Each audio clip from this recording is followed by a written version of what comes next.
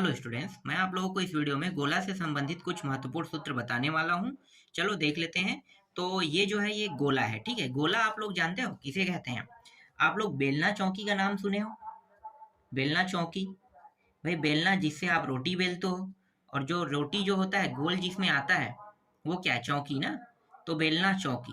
तो समझो कि चौकी जो है वो क्या है? गोला है। क्या है? गोला। वृत्त जैसे दिखाई देता है वो भी, लेकिन उसमें कोई भी छेद नहीं होता है। पूरा क्या होता है? वृत्त जो एरिया रहता है वो पूरा पूरा भरा हुआ रहता है। उसे हम क्या कहते हैं? गोला कहते हैं।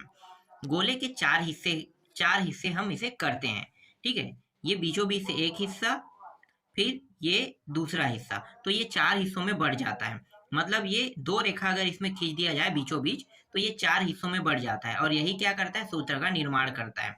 जैसे कि मैं यहाँ पे एग्जाम्पल के तौर पे बता सकता हूँ। इस तरह से एक गोला बना लेते हैं, इसको चार हिस्सों में बांट लेते हैं, ठीक है। और ये तीन हिस्से, ये जो चार हिस्सा है इनमें से तीन हिस्से को मैं फिल कर लेता हूँ, इस तरह से भर लेता हूँ। देखो पूरा सूत्र इसी से बना है। तो गोले के कितने हिस्से हैं? चार हिस्से, ठीक है। तो आयतन जो है ना, गोला का आयतन, गोला का जो आयतन होता है वो कितना होगा?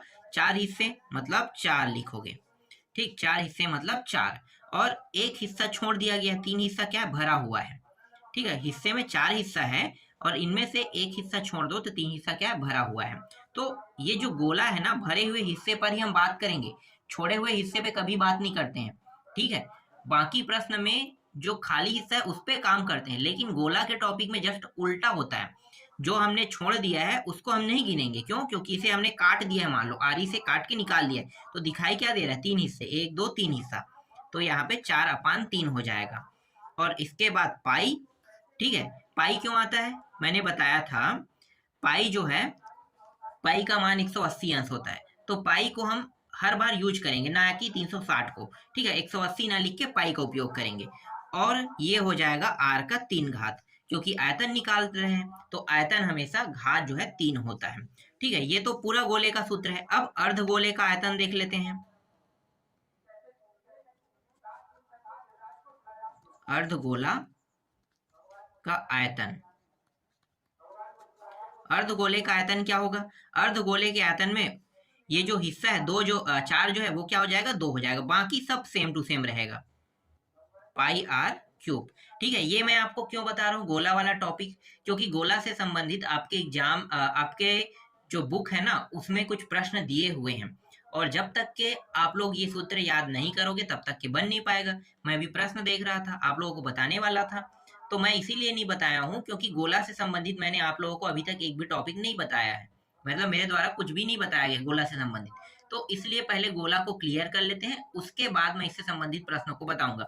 जब वहां पे सूत्र की बात आएगी ना, तो आप लोग तो पढ़े ही नहीं है, तो कहाँ से सूत्र बनाओगे?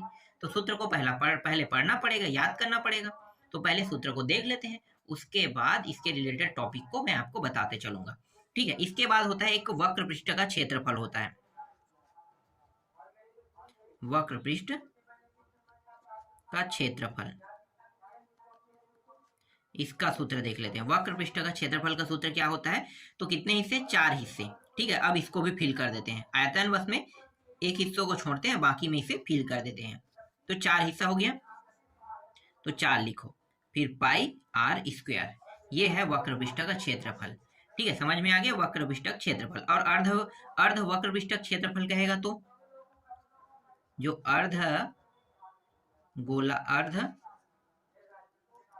गोला का वक्र पृष्ठ का क्षेत्रफल